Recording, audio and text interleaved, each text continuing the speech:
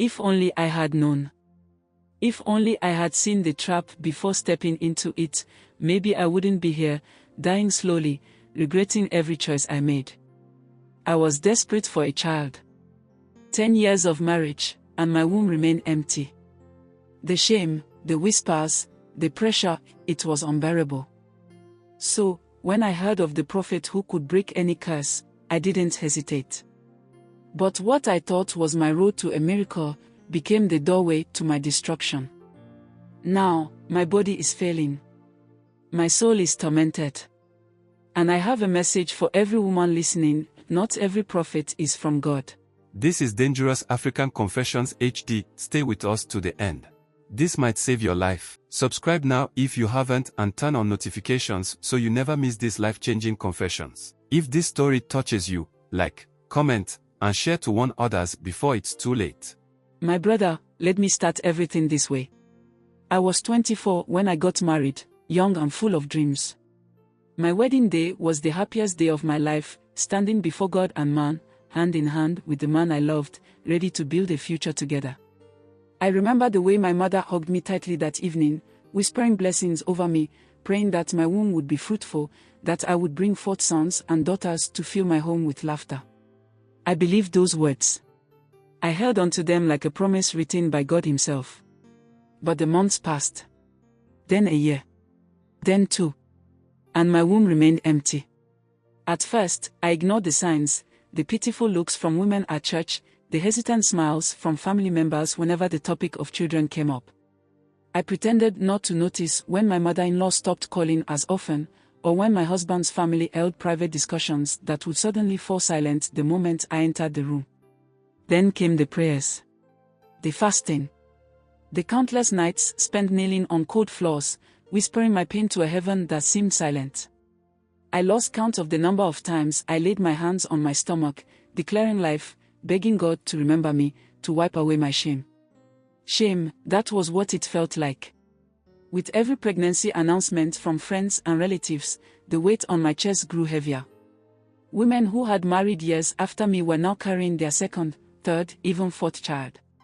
And I remained barren. My brother, doctors gave me hope at first. They told me there was nothing wrong, that I was young, that sometimes these things took time. But how much patience could a woman have when the world around her had already concluded that something was wrong with her? I tried everything. Medical treatments. Herbal mixtures that left a bitter taste on my tongue for hours. Spiritual baths. Prophetic oils. I traveled to places I never thought I would go, sat before prophets and spiritual healers who anointed my head and spoke words over my life. Some said it was a delay, others said it was a test. Some blamed my ancestors, others blamed my sins. But one thing they all agreed on: I was cursed. And maybe, after years of waiting, I started to believe it too. Then, there was my husband. This is what even broke the camel's back for me. He was patient in the beginning. Reassuring. He told me it didn't matter, that he loved me regardless. But love is a fragile thing when stretched over the weight of expectation. Slowly, I began to notice the changes. The way he stayed out later than usual. The way he barely touched me at night.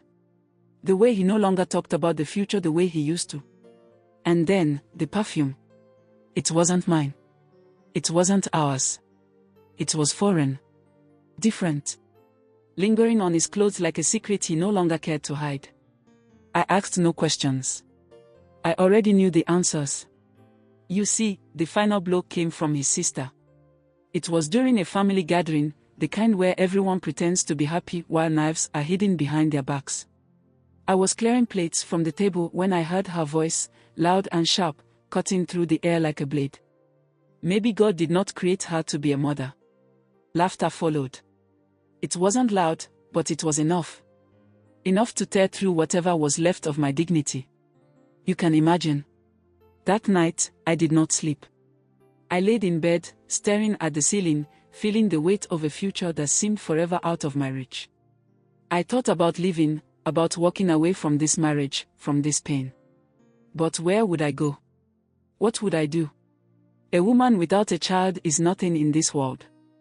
And so, That was when this prophet who has destroyed my life came into the picture. You see, a neighbor whispered to me about a prophet, a man who had helped her conceive after years of waiting. I listened. Because I was tired. Because I was desperate. And because I no longer cared what it took, as long as it gave me the one thing I had been praying for all these years. To tell you the truth, the morning I decided to visit the prophet, I woke up with a strange mix of emotions, hope and shame. Hope, because maybe this would finally be my answer. Shame, because deep inside, a part of me felt foolish for running from one prayer house to another. But what choice did I have? I had exhausted every other option. I barely touched my breakfast that morning. My hands trembled as I got dressed, my heart pounding with nervous energy. I chose a simple outfit, a long flowing dress, as if modesty would somehow make my request more acceptable in the eyes of God. The prophet's church was not far from my neighborhood, yet I had never stepped foot inside before. It was a place people spoke about in hushed voices, some with admiration, others with fear. His anointing is different, my neighbor had said. He sees things ordinary men cannot see. I held on to those words as I entered the church compound. The place was unlike any church I had been to before. There was no choir, no pulpit, no sign of traditional Sunday services. Instead, the air was heavy with a strange energy, people kneeling in corners, some crying, others whispering prayers as they clutched bottles of anointing oil. A woman, dressed in white, approached me. She didn't ask my name. She didn't ask what I wanted. She simply said, "Follow me." I obeyed. She led me through a narrow corridor, past several closed doors, until we reached a large room draped in red and gold curtains. A single chair sat in the middle of the room, facing an altar covered with candles and a large wooden cross. And then, the prophet entered. He was a tall man, broad-shouldered, with a presence that commanded attention. His eyes, sharp and piercing, locked onto mine the moment he stepped in, and I felt exposed, as if he could see right through me. I lowered my gaze, suddenly unsure of myself. But he spoke, and his voice was calm, reassuring, almost hypnotic. He began by telling me that he sees a curse hovering over me. I have been married for many years, yet my womb remains closed. He said it wasn't by accident. And that my husband's hands are not clean. I felt a lump form in my throat. He couldn't have known about my husband's infidelity unless, of course, he was truly sent by God. He walked around me slowly, his voice deep and commanding. The spirits have revealed it to me. Your husband has defiled your marital bed, and his actions have locked your womb. Until the curse is broken, you will never carry a child. Tears welled in my eyes. But that wasn't even the most shocking thing he told me. He again revealed to me that, after my husband having normal intimacy with these women, he then takes them from the back. And that has allowed negative forces come into our lives, and I am paying for those consequences. My brother, I must say that I nearly lost it there. All these years of waiting, of praying, of suffering, it had never been about me. It was him. My husband. His sins. His unfaithfulness had become my punishment. I wanted to scream. To break something. But I remained still, my hands gripping my dress tightly. Then, the prophet, after telling me everything, said that there is a way. And for the first time, the tears stopped coming. Just hearing there is a way was enough for me. He said that, as he was talking, a direction has been given to him from above. A powerful cleansing that will restore my womb and wash away the stain of my husband's sins. My heart pounded. And so, I asked him what I should do to be free from all the things I have been suffering from. That was when he told me something that made my body go cold. He told me that the curse could only be broken if a man of God, a vessel of purity, planted a new seed inside me. Only then would my womb be free from the chains that bound it. Honestly, I was shocked and I couldn't understand exactly what he meant by that statement. I stared at him, my mind struggling to comprehend what he was saying. It was too much. Too strange. Too sinful. So, he told me to go back home and think about it. And I should only return if I was ready to go through the cleansing. He said, he does not have time for any doubting people in his presence. Back home, my brother, I thought about my empty womb. My sleepless nights. The mockery. The pain. I thought about my husband, the man who had betrayed me over and over again, yet still demanded my loyalty. And I wondered, what if this was truly the only way? What if this was my last chance? I closed my eyes, inhaled sharply, and ignored the warning bells ringing in my head. As you can tell, desperation had already made the decision for me. Let me say that, the night before I returned to the prophet, I barely slept. My mind was restless, torn between fear and the faint hope that this could be my answer. I told myself that if this was truly from God, He would give me a sign, something, anything, to assure me that I was not walking into destruction. But the heavens remained silent. By morning, my heart was set. I convinced myself that if so many women had gone to this prophet and returned with testimonies, then maybe my hesitation was the enemy trying to block my breakthrough. Maybe I was overthinking. Maybe this was my final test of faith. And so, when I stepped into the church compound again, I did not hesitate. I was led through the same corridors, past the same silent rooms, until I stood once more in front of the red and gold-draped altar. This time, the atmosphere felt heavier. The room smelled of burning incense, thick and suffocating, making my head light. Candles flickered in every corner. The prophet stood at the altar, dressed in a white robe. He had been expecting me. He walked towards me, circling me slowly. Do you believe that God works in mysterious ways? I swallowed hard and nodded again. Do you believe that your obedience will bring forth your miracle? I nodded. He placed his hand on my head, murmuring words I did not understand. His fingers were firm, pressing against my scalp as he muttered what sounded like prayers, except the words felt foreign, unsettling. I tried to steady my breathing. He said that this was my moment of deliverance, but first, I must be cleansed. I expected him to bring out anointing oil, maybe holy water. Instead, he stepped back and motioned towards a woman standing quietly in the corner. She had been there the whole time, watching.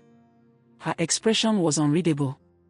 She stepped forward, holding a small clay bowl filled with a dark liquid. I hesitated. The prophet said that it was the water of purification and so, I must drink it.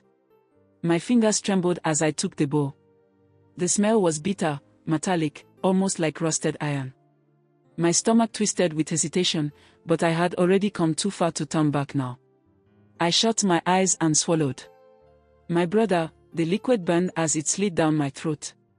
Immediately, a strange warmth spread through my body, starting from my stomach and traveling outward like fire in my veins. My head felt heavy, my vision blurred for a moment. I heard the prophet chanting. The woman beside me murmured in response. Then, the dizziness came. My legs felt weak, my body light, as if I were floating in a dream. A dream where nothing made sense, where time moved differently. I felt hands guiding me, leading me to a mat laid out before the altar. My body no longer felt like my own. To be much honest as I have been so far, I do not remember when my dress was removed. I do not remember when the air grew colder, when the room became darker. But I remember the feeling. The weight. The heaviness. The hands that moved over me in the name of deliverance. I remember when I felt him entering me. I was aware but powerless, awake yet trapped in a nightmare. You see, somewhere deep inside, something screamed. A voice, a warning, a part of me that still knew this was wrong. But I had lost control. My body refused to move, my lips refused to speak. And then, the pain. Sharp, unrelenting. Like a wound being carved into my soul. Tears slid down my cheeks, but I made no sound. It was done. When I opened my eyes, the room was dim. The candles had burned lower, the smoke from the incense in the air like silent witnesses to what had just taken place. The prophet was sitting in his chair, his face calm, satisfied. And he said that, "It is finished." I lay there, empty. My body weak. My spirit crushed. A strange coldness settled in my bones. Something had shifted inside me, something I could not explain. But I told myself it was the price of deliverance.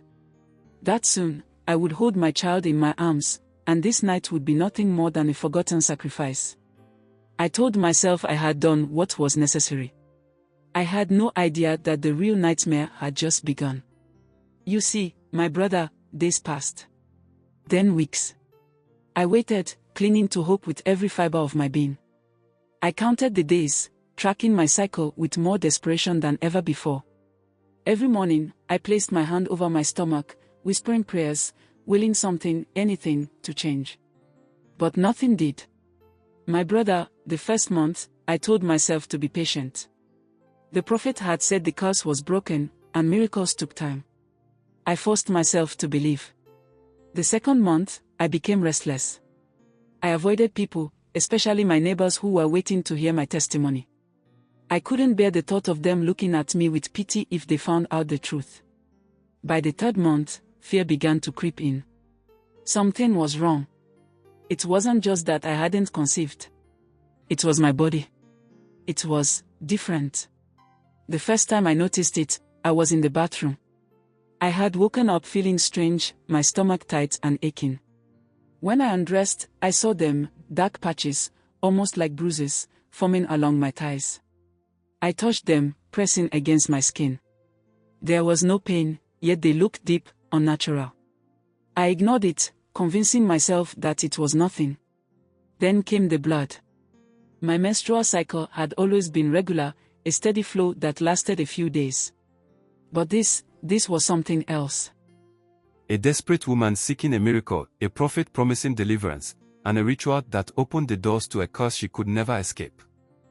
Her story is not just a warning, it is a reality many women are facing today.